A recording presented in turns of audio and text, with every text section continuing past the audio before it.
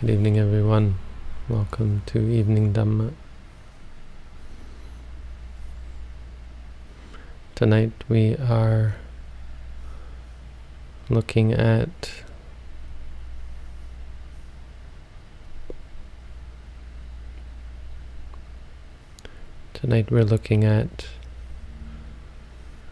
the postures of the body.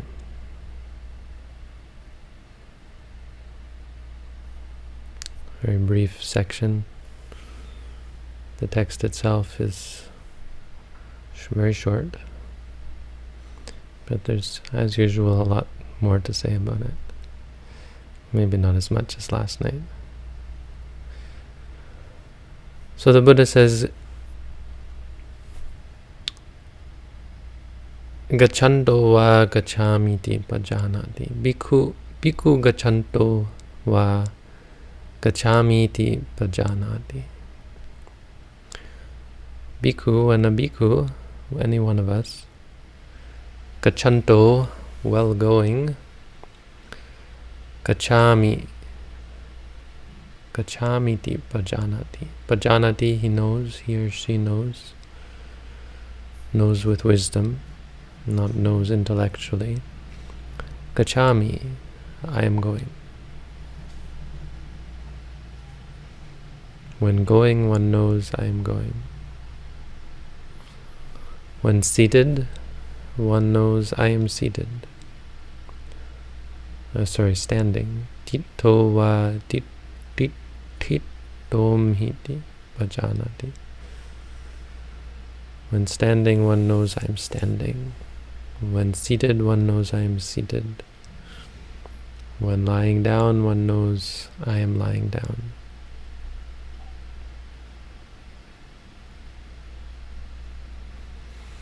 So we make a big deal about these four postures. Here they are, written in the Tipitaka, because they make another good basic object of awareness, especially the walking one, right? As you know, we put a lot of emphasis on actually doing walking meditation. And the Buddha did as well. It seems to be a thing to do walking and sitting in alternation. But the four postures in general, they make up a good framework for us to be mindful, not only when we're meditating, but when we're living our lives. Walking down the street, knowing you're walking down the street. Standing in line, sitting on the bus, in a car, even when you're lying down to sleep. As we'll see in the next section, you can be mindful all over, anywhere, whatever you're doing.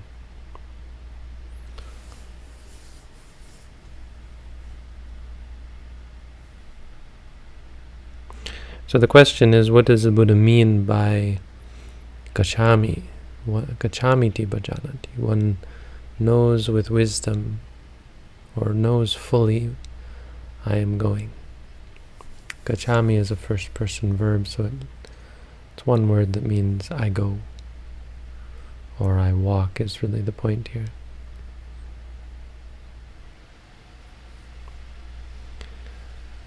And so it doesn't actually, I don't think, it isn't actually literally saying, one says to oneself, gacchami, gacchami, gacchami, gacchami.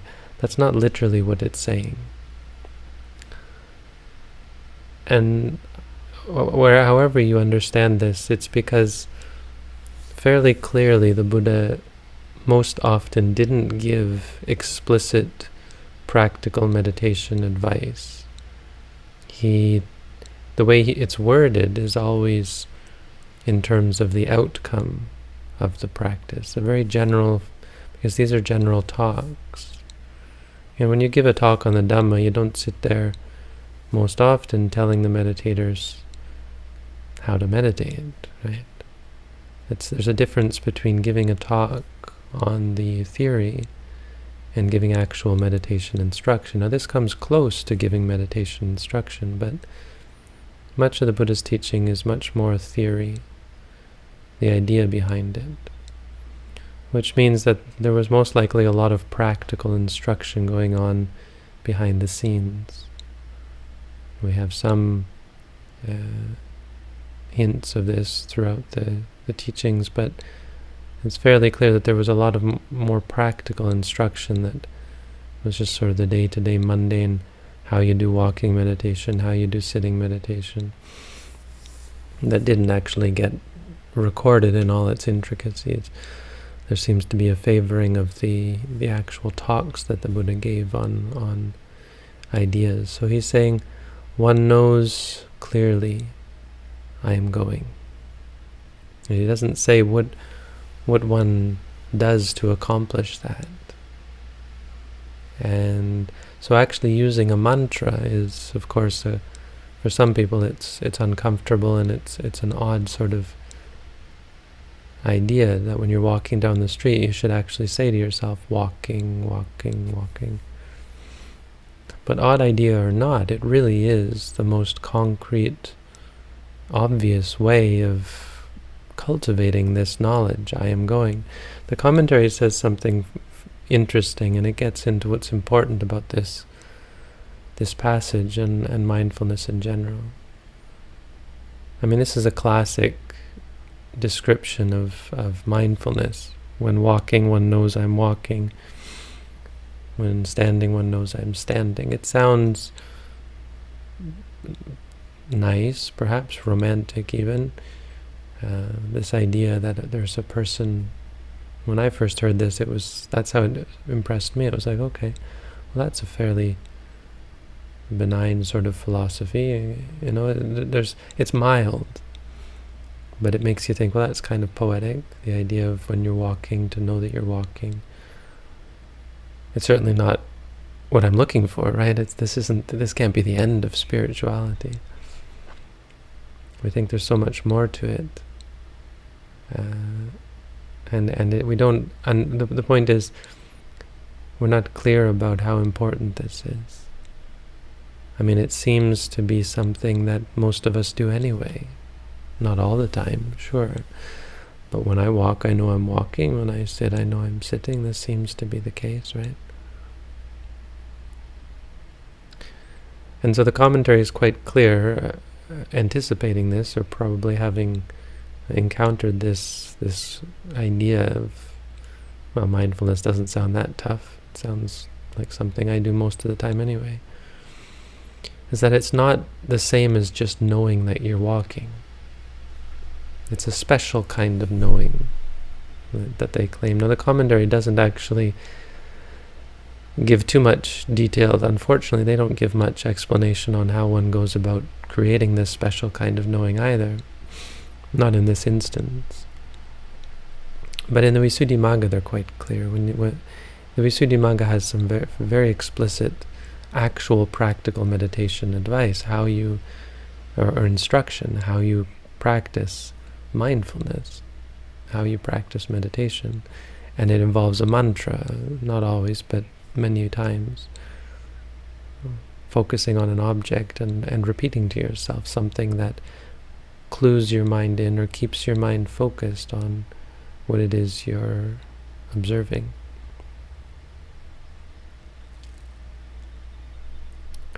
And the point is that our ordinary knowing of I am walking has very much to do with the I aspect of it. There's a self involved. When we walk, we think, hey, I'm walking. This is me walking. So when again, getting back to the questions we ask beginner meditators, when you're walking, right and left, are they one thing or separate things? Now, an ordinary understanding is that they're one thing. It's me, it's my body. A person who says that, not to give away the answers, but such a person is still seeing conventionally. The knowledge that we're looking for is knowledge that cuts through convention and does away with the view of self, the idea of entities or control, to see that walking occurs based on cause and effect, and the pieces or the constituents of walking action are moments of experience that arise and cease. And the Visuddhimagga as well has a really interesting section that comes, I guess, from the ancient commentaries on the 6 parts of the walking step. So many of you, those of you here, have gone through one version of 6 steps of 6 parts to a walking step. It's actually an ancient idea that each step is an experience, but in each step there are actually moments of experience that are different as well. So when you lift the foot, the Pali word is udharana. When you move the foot forward, atiharana. And then there's this vitiharana, which I don't really understand. My teacher said, and I don't know, I'm not sure that he's actually going by the Pali, but he called udharana is lifting the heel, atiharana is lifting the foot, vitiharana is moving the foot forward. The Visuddhimagga doesn't have it exactly like that. Vosajjana is lowering the foot, sanikepana, touching the floor, sanirumbana is placing the floor, stabilizing, pressing the foot into the floor.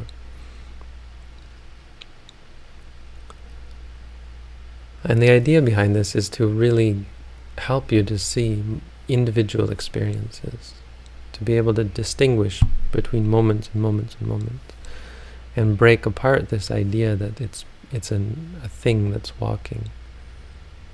Break apart our conception, the way we look at the world, change the way we look at the world, so that we see it so we start to naturally see it from a point of view of experience.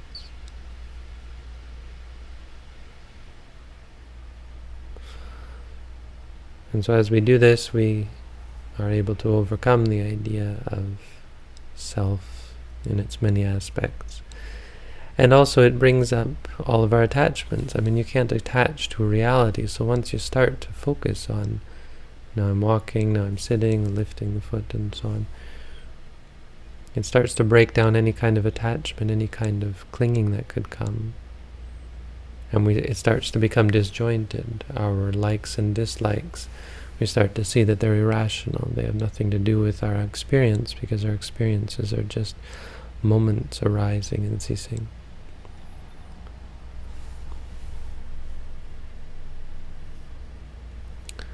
So when we talk about knowing, I think most people who have undertaken walking meditation understand this difference.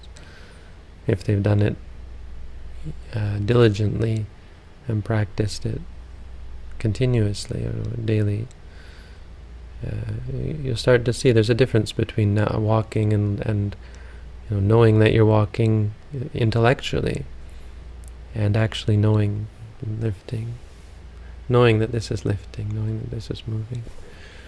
I mean, it's very easy for the mind to be doing something else. Of course, walking meditation has to take into account all the other aspects of experience.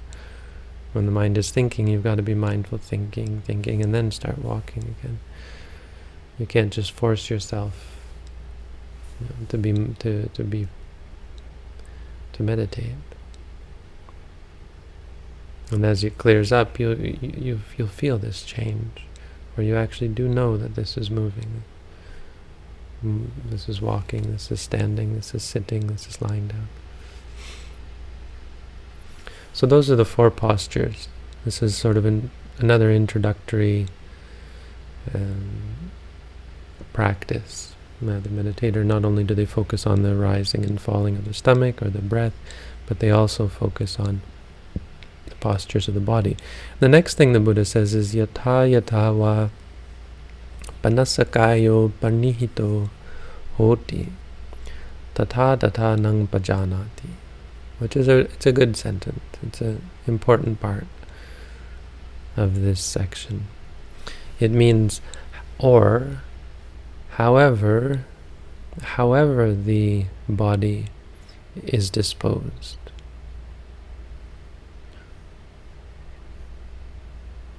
One knows that clearly. One knows it thus clearly. Meaning that it's not simply about the 4 postures. The 4 postures make up a good framework, but they certainly aren't all that's happening. No. when you bend, when you stretch, when you reach, when you eat, when you shower. And the next section goes into more detail. This one maybe we're just talking about if you're squatting or something. Know that you're squatting. If you're leaning, or like Ananda when he was lying down, he's sitting up and then he lay down and his feet came off the floor, and he was very mindful of this posture. And before his head touched the pillow, he became enlightened. So he wasn't walking, standing, sitting, or lying down when he became enlightened.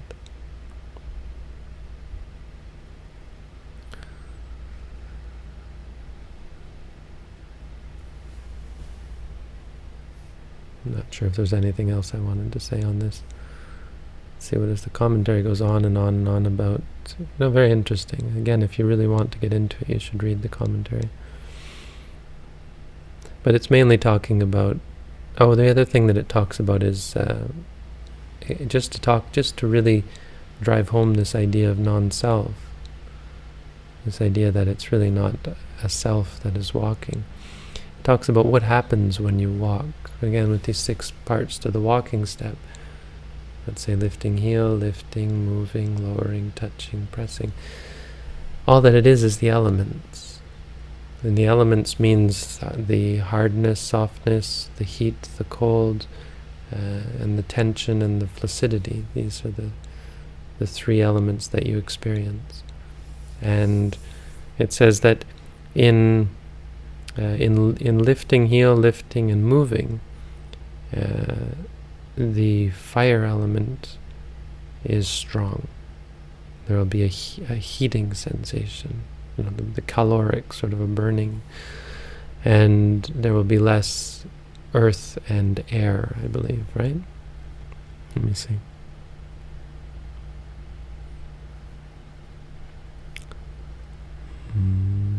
Oh no, this is not in this commentary. It's actually I'm looking at the Visuddhimagga commentary, right, with the 6 parts.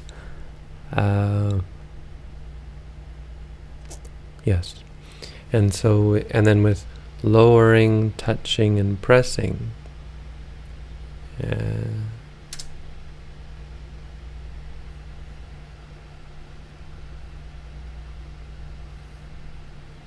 dharana, antiharana, vitiharana. Oh no, in Visajjan, in lowering, the heat element and the air element are weak, but the earth element is strong, which is weird. You wouldn't think to be. Maybe the translation is different, but when you're touching the floor, right? So lowering, I'm not exactly sure what it means, but there'll be a sense of the hardness when you touch the floor, of course. So there will be the earth element in that one, and less fire, because there's a release of the energy, bodily energy expended. So there'll be a cooling.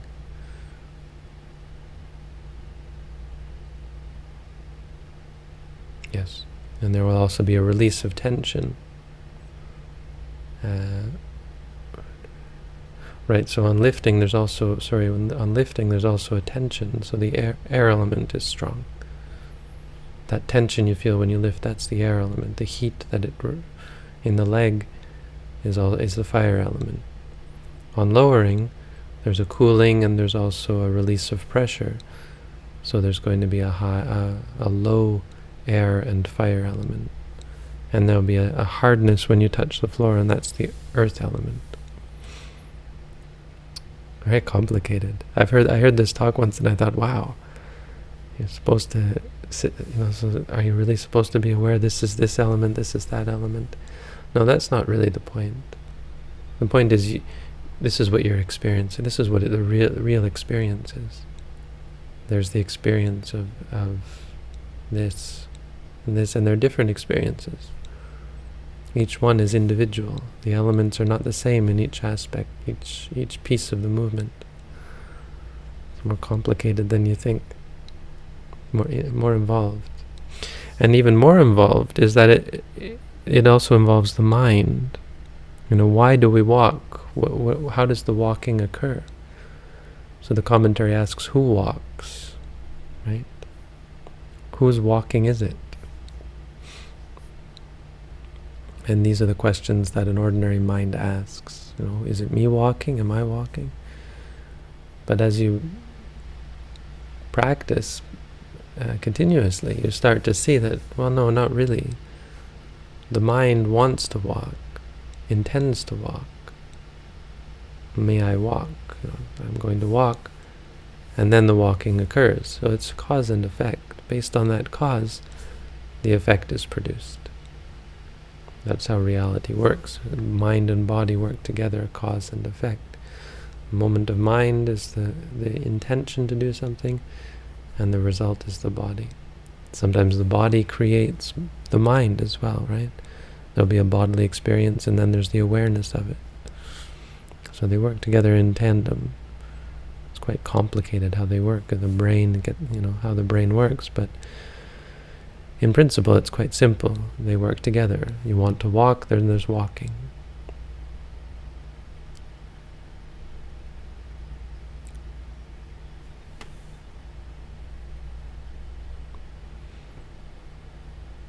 And this is what a meditator starts to understand. They watch their experience and they start to see there's the mind and there's the body. The body is composed of these four elements, and the mind is composed of many, many different elements. But together, this is our reality. And mindfulness is this exploration of reality, helping us to see what is the physical. It's like wandering through a jungle and exploring all the different plants and animals living in the jungle. You start to see more clearly. It means you start to understand all the various aspects of reality. It's quite an important knowledge. It goes without saying. It's the most important work that we can do, is to understand reality, to become familiar with the way the world, the way our life works, the way experience works.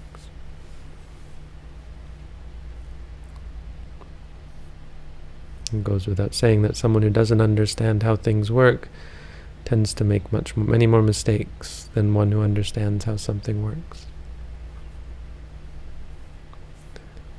This is truer nowhere else than with our own reality and experience. So this is our practice. And that's the section on the postures. And then he repeats the same from the last section. Internally, externally, the arising and ceasing. Atikayo divapanasa, or one just knows this is body, knows it as it is. So there you go, that's the Dhamma for tonight. Thank you all for your attendance.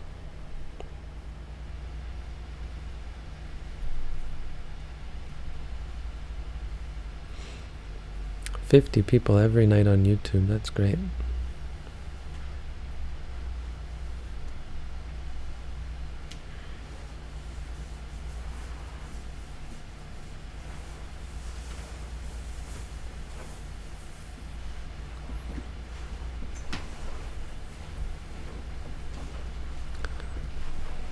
And the question site is working.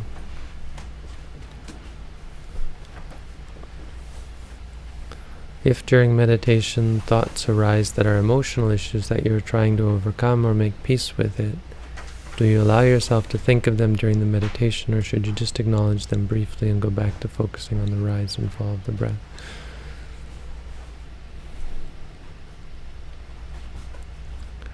I think there could be times where you do want to think about things, but generally, overwhelmingly no. Overwhelmingly, the thought arises, it triggers an emotion. Now that wants to be your object of meditation, of mindfulness, the thought and the emotion and the interplay here, and what it's like to cultivate that emotion. And what is the nature of the thought? What is the nature of the emotion? What is the nature of the thought? and understanding the wholesomeness and the unwholesomeness involved in it. I mean, we're looking at, it's like the difference between watching television and taking your television apart to understand how that picture gets there. Two very different things. We're very much more interested in the latter. We're not interested in the television show. We're not interested in watching TV. We're interested in understanding, taking the television apart and understanding how it works. So when you talk about investigating the issues, you're just watching the television show. You're not actually understanding, hey, what's going on when this television show is on? How is that television show created? When you focus on the mind, you're understanding how does this emotional baggage work? Not mucking around in the emotional baggage. For the most part. Now, practically speaking, sometimes there's a question to be answered. Did this person really, did they do something wrong? Did I do something wrong? Reflecting in that way can be useful. Conventionally, it's not the answer. It doesn't solve your problems, but it helps get your head on straight about something. Often those questions aren't even that important. Who did what? Who was wrong? Who was right? They just end up driving you crazy trying to think about it. But sometimes you have to do some intellectualizing just to get your head on straight about things. When not breathing, should the object of meditation be the most prominent sensation? When not breathing, that's the thing about the breath, is it's kind of always there. We recommend that you stay with the breath, and then if something distracts you from it, then focus on that. But if nothing else is distracting you, stay with the breath, stay with the stomach rising and falling. Or just focus on something else that's simple, like what we talked about today. You can just say sitting, the postures of the body, whatever posture your body is in. If you can't feel the breath, just say sitting. Are compassion and apathy similar? Do you mean empathy? Apathy is very different from compassion. I think you mean empathy. I'm hoping you do. Because apathy means disinterest. Compassion means caring. It's quite different. Compassion means, compassion technically is just non-cruelty. It's the desire for to help someone, or the inclination to help other beings become free from suffering. Apathy is quite the opposite in that context. If you mean empathy is, I think, generally reserved for feeling someone else's feeling, right? If someone is sad, you feel sad with them. That's not the same as compassion. Compassion doesn't feel sad when someone else is sad. It's just inclined to free another person from sadness. Okay, there you go. That's the questions for tonight. Thank you all for coming out.